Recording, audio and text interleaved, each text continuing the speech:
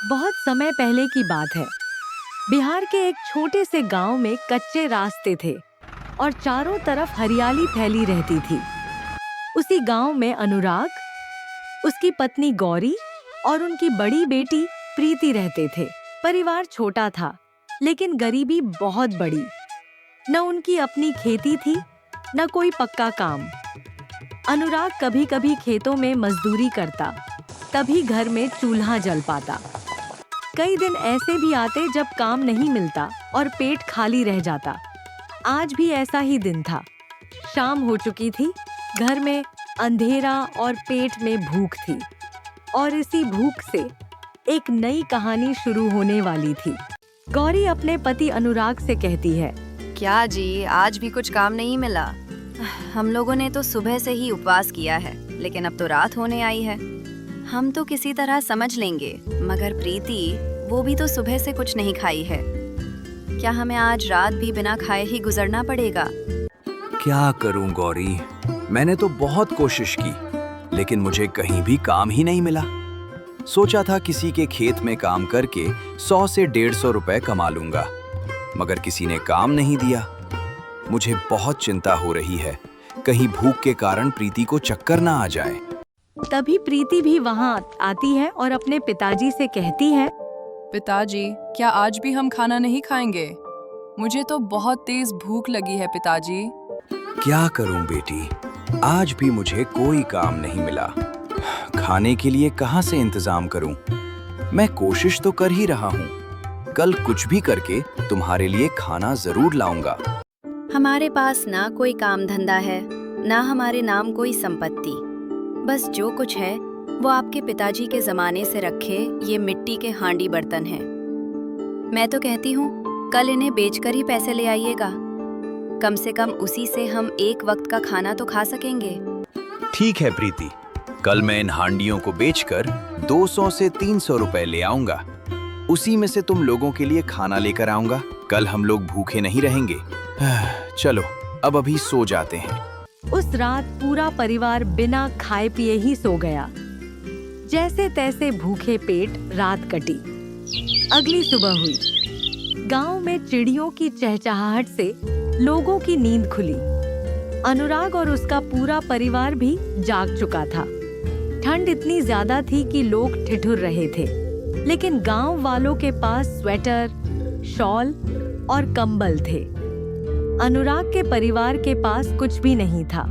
सुबह की हल्की धूप निकली तो घर के बाहर खटिया लगाकर अनुराग, गौरी और प्रीति बैठ गए। ठंडी हवा में भी धूप थोड़ी राहत दे रही थी। तभी अनुराग कहता है, अरे प्रीति, तुमने जो रात में कहा था ना हांडियों को बेच देने की बात, वो अब नहीं हो सकता। रात में मुझे बाबूजी का सपना आया था। उन्होंने साफ कहा कि अगर इन हांडियों को बेचा तो वे हम लोगों को चैन से जीने नहीं देंगे। आप कैसी बातें कर रहे हैं जी? सपना ही तो था। पेट की आग सपनों से नहीं बुझती। प्रीति की हालत देखिए, उसकी आंखों में भूख साफ झलक रही है। अगर आज कुछ इंतजाम नहीं किया गया तो पता नहीं आगे क्या होगा। तुम चिंता मत करो गौरी, मैं आज कहीं न कहीं से कुछ काम करके आऊंगा और तुम लोगों के लिए खाना भी जरूर लेकर आऊंगा। इतना कहकर अनुराग फटाफट गांव की ओर निकल जाता है। वह बड़े बड़े लोगों के खेतों में जाकर उनके मालिकों से हाथ जोड़कर कहता है, मालिक, आज कुछ काम मिल जाए तो बड़ी मेहरबानी होगी। जो भी मजदूरी देंगे खुशी खुशी कर लूंगा। तभी खेत का मालिक रूखे लहजे में कहता है, आज कोई काम नहीं है, पहले से ही लोग लगे हुए हैं। जाओ कहीं और देखो। खेत के मालिक की बात सुनकर अनुराग निराश होकर आगे बढ़ जाता है। थोड़ा आगे जाने पर उसे एक जगह कुछ काम चलता हुआ दिखता है। उम्मीद की आखिरी किरण समझकर वह वहां के मालिक के पास जाकर कहता है, मालिक, अगर थोड़ी सी मजदूरी मिल जाए तो कर लूंगा।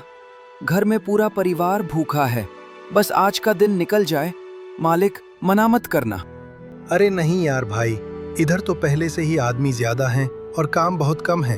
तुम कहीं और जाकर देख लो। उसकी बात सुनकर अनुराग और भी निराश हो जाता है। वह सिर झुकाए थोड़ा आगे बढ़ता है, तभी रास्ते में उसका एक दोस्त मिल जाता है, मयंक। उसे देखते ही वह कहता है, अरे क्या बात है भाई अनुराग, कहाँ इतनी निराशा लिए जा रहे हो?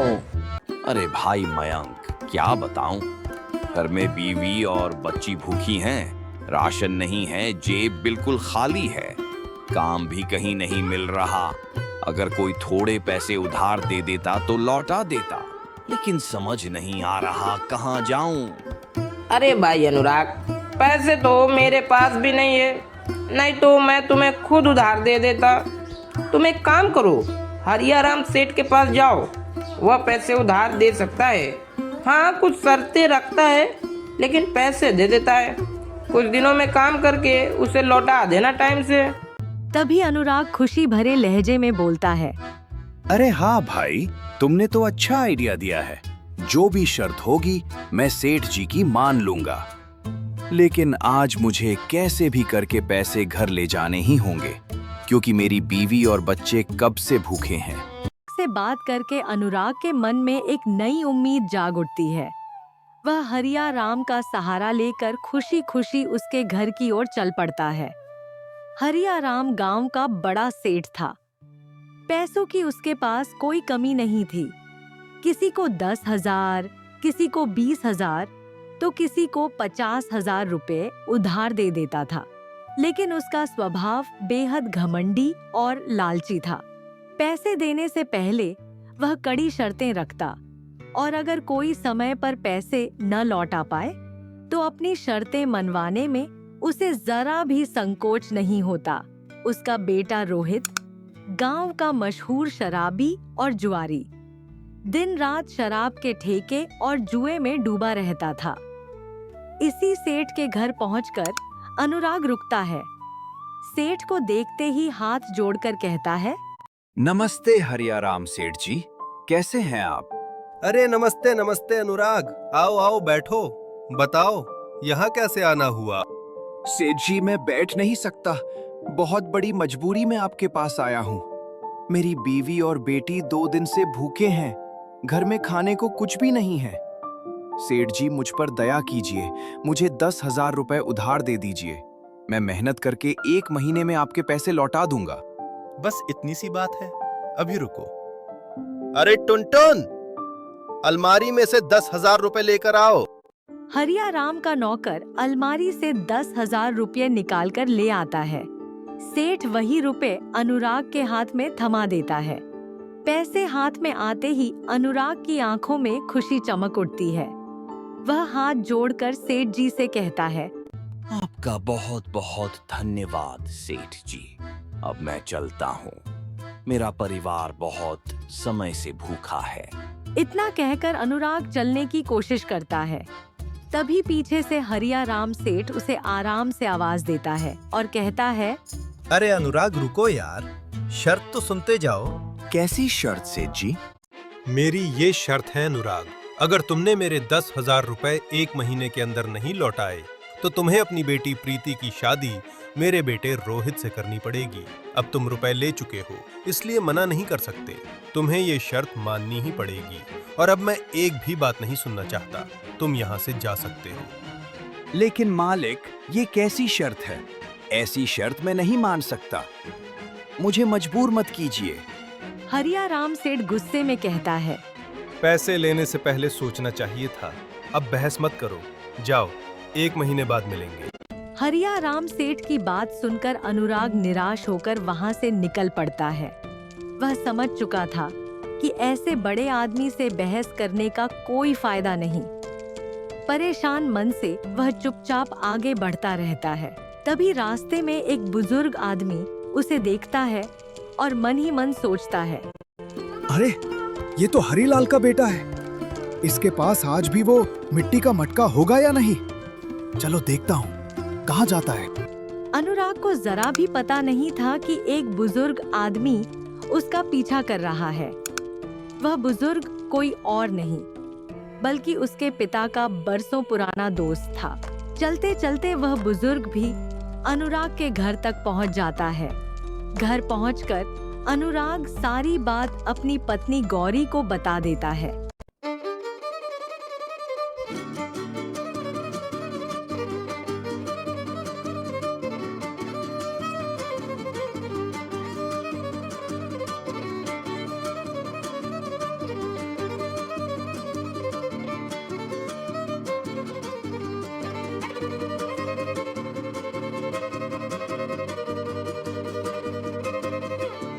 अजी, अगर हम 1 महीने में उसके 10,000 रुपए नहीं लौटा पाएं, तो क्या हरियाराम के शराबी बेटे से हमारी प्रीति की शादी करनी पड़ेगी? ये तो हरगिज नहीं हो सकता। हमें कैसे भी करके उसके पैसे लौटाने होंगे। लेकिन सवाल ये है, लौटाएंगे कैसे? तभी वह बुजुर्ग काका तुरंत घर के अंदर आता है और कहता है, अरे बेटा घबराओ मत, अब मैं बताता हूँ कि तुम पैसे कैसे लौटा पाओगे। तुम्हें पैसे कमाने से कोई नहीं रोक सकता। काका को देखकर अनुराग कहता है, अरे काका आइए, आप हमें कैसे जानते हैं? आप कौन हैं और कहाँ से आए हैं? तभी वह काका घर में बैठ जाता है। पहले थोड़ा पानी पीता है, फिर गहरी सांस लेकर कहता है, बेटा, मैं तुम्हारे पिताजी हरीलाल का दोस्त हूँ। तुमने मुझे नहीं पहचाना, लेकिन मैंने तुम्हें पहचान लिया। आज से करीब 30 साल पहले तुम इस गांव में नहीं रहते थे। तुम्हारा घर यहाँ से 20 किलोमीटर दूर सूरजपुर गांव में था। वहीं तुम्हारे पिताजी रहा करते थे। तुम्हारे पिताजी के पास एक खास मिट्टी की हांडी थी। उसी हांडी में वे मटन हांडी बेचते थे और खूब पैसा कमाते थे। वो कोई साधारण हांडी नहीं थी, उसमें जादू था। सुबह 2 से 3 किलो मटन बनाते और शाम तक मटन खत्म ही नहीं होता था। लेकिन कुछ लोगों की नजर उन पर पड़ गई। हांडी पाने के लालच में वे उनके पीछे पड़ गए। एक दिन उन्होंने तय कर लिया कि हरीलाल को गांव से भगा देंगे। तुम्हारे पिताजी गांव छोड़कर यहाँ आ गए, हांडी छुपा दी और तुम्हें लेकर नई जिंदगी शुरू की। तुम बड़े हो गए, लेकिन उन लोगों ने तुम्हारे पिताजी को ढूंढ लिया। हांडी न देने के कारण उन्होंने उन्हें जान से मार दिया। बेटा, आज भी वो हांडी तुम्हारे पास है या नहीं? वो हांडी तो काका मेरे पास आज भी है। हाँ तो सुनो बेटा, उसी हांडी में रोज मटन हांडी बनाना, हर सुबह बाजार जाकर बेचना, दिन भर बेचते रहना। मटन खत्म नहीं होगा। जब तक रात नहीं हो जाएगी, हांडी खाली नहीं होगी। रात होते ही मटन खत्म होगा और दिन भर में तुम अच्छे पैसे कमा लोगे। उन्हीं पैसों से हरियाराम सेठ का कर्ज भी उतर जाएगा और तुम्हारी बेटी प्रीति भी बच जाएगी। तभी अनुराग भावुक होकर कहता है, काका, आपका बहुत बहुत धन्यवाद। अगर आप न होते तो मुझे ये सच्चाई कभी पता ही नहीं चलती। मैं हमेशा सोचता रहा कि मेरे पिताजी मेरे लिए कुछ नहीं छोड़ गए, लेकिन आज आपकी बातों ने मेरी जिंदगी बदल दी। अब मैं देर नहीं करूंगा। आज ही हांडी में मटन बनाकर बाजार जाऊंगा, मेहनत से बेचूंगा और हरियाराम सेठ का सारा कर्ज उतार दूंगा। धन्यवाद काका, दिल से धन्यवाद। इतनी बात सुनते ही काका वहां से चल उठते हैं। जाते जाते कहते हैं, ध्यान रखना अनुराग बेटा, ये बात किसी को पता नहीं चलनी चाहिए। काका के जाने के बाद अनुराग अगली सुबह तड़के उठ जाता है। वह बाजार से ताजा 2 से 3 किलो मटन लाता है, सारे मसाले जुटाता है और उसी हांडी में मटन बनाकर ठेले पर सजा देता है। जैसे ही वह हांडी मटन बेचने बाजार निकलता है, मटन की खुशबू ऐसी फैलती है कि लोग बिना बुलाए खिंचे चले आते हैं। 2-3 ग्राहक खाते जाते हैं, लेकिन हांडी में मटन कम होने का नाम ही नहीं लेता। तभी ग्राहक हैरानी से कहते हैं, अरे वाह अनुराग भाई, मटन हांडी का ठेला लगाना तुमने बड़ा अच्छा सोचा है। क्या जबरदस्त स्वाद है हांडी मटन का। 2 प्लेट पार्सल भी कर दो, मजा आ जाएगा घर पे खा के। ग्राहकों की तारीफें थमने का नाम नहीं ले रही थी। अनुराग भी बिना रुके हांडी मटन बेचता रहा। दिन भर ठेले पर भीड़ लगी रही। शाम होते होते सारा हांडी मटन और चावल बिक गया। ठेला समेटकर अनुराग घर पहुंचा। गौरी ने उसे पानी दिया। पानी पीते ही अनुराग खुशी भरे स्वर में बोले, गौरी, आज तो हमारा पेट भी भरेगा और हाथ में पैसे भी आ गए हैं। आज एक ही दिन में 8 से 900 रुपए की बचत हो गई। ऐसे ही चलता रहा तो 15 से 20 दिनों में ही सेठ का सारा पैसा लौटा दूंगा। अब हमारी तकदीर बदलने वाली है गौरी। अब हमें इस गरीबी में नहीं जीना पड़ेगा। शुक्रिया तो आपके पिताजी का है और उनसे भी ज्यादा उस काका का। अगर उन्होंने सच ना बताया होता तो हम हांडी कब की बेच चुके होते। अब हमारी बेटी सुरक्षित है, उसे शराबी से शादी नहीं करनी पड़ेगी। पैसे जमा करेंगे और प्रीति की शादी अच्छे घर में करेंगे। अगली सुबह गांव में नई रोशनी के साथ एक नई उम्मीद भी जागी। अनुराग पूरे जोश और आत्मविश्वास से उठा, बाजार से ताजा मटन लाया और खुशबूदार मसालों के साथ लाजवाब मटन हांडी करी बनाई। बाजार में ठेला लगते ही भीड़ उमड़ पड़ी। अब गांव में उसकी पहचान मटन हांडी वाले के नाम से होने लगी। दिनों ही दिनों में उसकी मेहनत रंग लाई। 15 से 20 दिनों में उसने 25,000 रुपए की बचत कर ली। हरियाराम सेठ का सारा कर्ज उतार दिया और अपनी बेटी प्रीति की शादी एक अच्छे घराने में कर दी। अब घर में सुकून था। रसोई में रोज अच्छे पकवान बनते थे। ठेला तरक्की कर गया। बड़ा घर बना, गाड़ी आई और जिंदगी ने करवट ले ली। मेहनत, सब्र और पिता की अमानत ने एक गरीब परिवार की तकदीर बदल दी। इसी उम्मीद और मेहनत के साथ हांडी मटन करी वाले की कहानी यहीं समाप्त होती है। इस कहानी में जिन जिन नामों का प्रयोग किया गया है वे सभी नाम हमारी पिछली कहानी के कमेंट सेक्शन से लिए गए हैं। अगर आप भी चाहते हैं कि आपकी नाम से कहानी बने तो नीचे कमेंट में अपना नाम जरूर लिखिए। साथ ही चैनल कहानी बॉम्ब टून्स को सब्सक्राइब करें और बेल आइकन दबाना न भूलें ताकि हमारी अगली कहानी आपसे मिस न हो। धन्यवाद।